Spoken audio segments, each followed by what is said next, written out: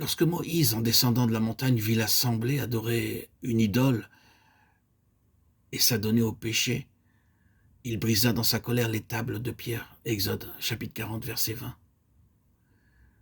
Une seconde fois, Dieu appela Moïse sur la montagne. Dieu écrivit alors à nouveau les commandements sur 2 autres tables de pierre, puis ordonna à Moïse de les mettre dans l'arche, car elle n'était pas en sécurité entre ses mains. Même le plus grand des prophètes ne pouvait pas préserver la parole de Dieu.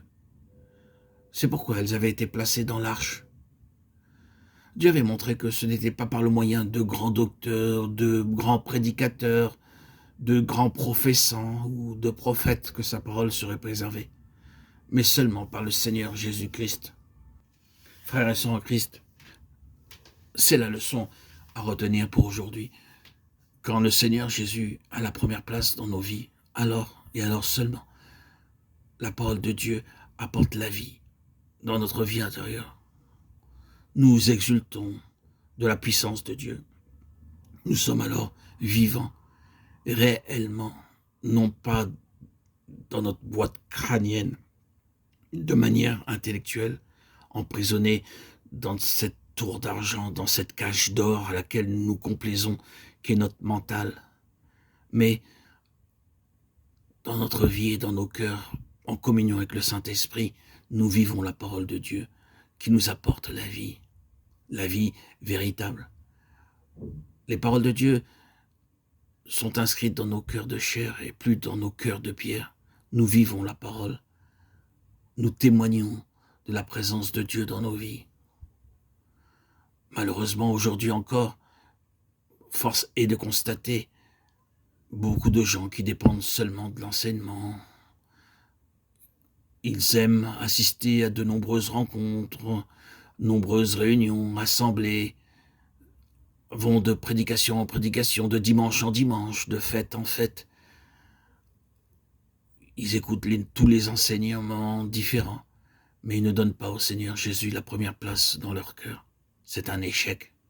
C'est le danger de tout chrétien, de tout enfant de Dieu, qui est, par ce stratagème du diable, qui nous permet de nous complaire dans notre intellectualisme, de nous faire trébucher, tomber, chuter, être pris dans ses mailles, et par là même ne pas vivre l'enseignement de Christ dans nos cœurs.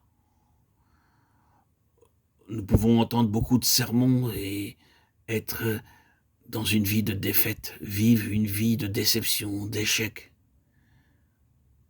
Le remède consiste à apprendre que notre vie est cachée avec Christ en Dieu. Colossiens 3:3. Laissons notre Seigneur, notre Roi, notre Dieu, notre Sauveur, Jésus prendre le contrôle de nos vies. Et ainsi, caché en lui, il y aura dans nos cœurs et dans nos vies une vie abondante, triomphante. Parce que notre moi charnel, notre vieil homme, aura été éteint pour laisser la place à ce vivant Dieu qui ne demande qu'à s'établir en nous. Lorsque les tables de pierre furent entre les mains de Moïse, elles furent jetées, brisées, placées dans l'arche, elles furent préservées. Nous avons à apprendre le secret d'être cachés dans le Seigneur Jésus sans aucun doute. Dieu utilise des docteurs pour nous aider, mais le Seigneur Jésus doit avoir la première place dans notre cœur, notre foyer, notre quotidien, afin qu'il obtienne toute la gloire et tout l'honneur. Nous devons rester à l'arrière-plan de sorte que ceux qui nous voient, nous parlent, puissent glorifier le Seigneur. Et ceci devrait être toujours notre but. Lorsque nous prions, nous avons à apprendre comment l'exalter, le louer, l'adorer. Et ceci doit être l'objet de notre temps d'adoration, que le Seigneur puisse être magnifié, adoré. Alors il y aura véritablement croissance dans notre vie. Quand vous mendiez, demandez constamment dans la prière, il n'y a pas de croissance. Glorifiez Christ et il y aura de l'accroissement. Êtes-vous caché dans le Seigneur Jésus partout où vous allez? Est-il magnifié par votre conversation, vos habits, votre manière de vivre? Sa présence est-elle marquée dans votre respiration, dans votre état d'être? Parfois Dieu utilise des expériences douloureuses pour amener dans cet endroit caché. Il commence par briser nos amitiés. Il peut éloigner du foyer les parents, le mari ou la femme, les enfants que vous aimez beaucoup. il peut défaire les plans que vous avez échafaudés. Les tables de pierre dans les mains de Moïse furent brisées. Et pourtant, à ce moment-là, elles étaient très précieuses pour lui. À partir de ce jour, l'indépendance de Moïse fut brisée. C'est pourquoi il devint si doux. Il se souvint toujours du jour où, dans sa colère, il jeta ses pierres, et cet incident fit de lui un homme véritablement humble. Frères et sœurs en Christ bien-aimés, mes chers amis, auditeurs, auditrices, c'est ainsi que Dieu nous brise. Plusieurs d'entre nous seront très durs à briser, tellement leur entêtement est fort. C'est du roc qu'il faut tailler, briser, affiner, tellement ils sont durs et difficiles à rompre. C'est très difficile pour nous, frères et sœurs en Christ, de changer nos voies parce que nous voulons toujours suivre la nôtre. Mais regardons à Moïse. Moïse a pris le secret du succès en étant lui-même brisé.